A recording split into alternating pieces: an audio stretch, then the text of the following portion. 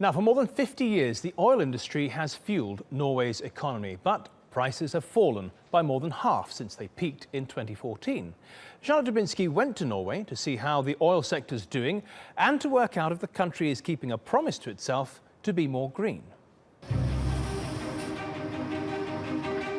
Welcome to Stavanger, a city in the southwest of Norway. It exploded from the riches of oil. Its main trade is engineering, and at least half of the population is employed in the oil industry.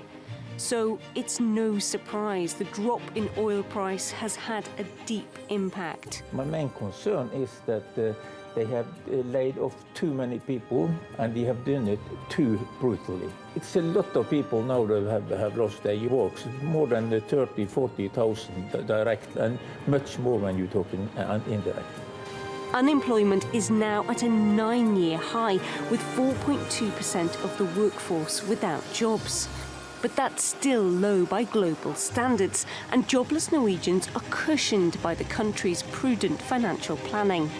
Instead of dousing itself in the profits over the years, Norway's oil wealth has been invested, with the returns offering a supposedly never-ending trickle of funds.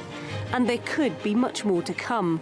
Norway's maritime territory is about 2.2 square million kilometers, which is more larger area than the entire Gulf of Mexico. Only the authorities, the geologists, think that there may be petroleum potential on about half of that territory, a good 1 million square kilometers. And Norway could possibly, if the market is there, produce oil and gas throughout this century. It's also still a lucrative investment for companies willing to explore. They can offset up to 90% of the investment costs against tax when an oil field has been declared commercial, although they still face a hefty tax rate on the profits of 78%. And it's that money which has made this nation one of the world's richest. But is oil still the key to Norway's future when the country harbours ambitions to be one of the greenest in the world and to become carbon neutral by 2030? Norway was one of the signatories to the Paris Agreement to fight climate change.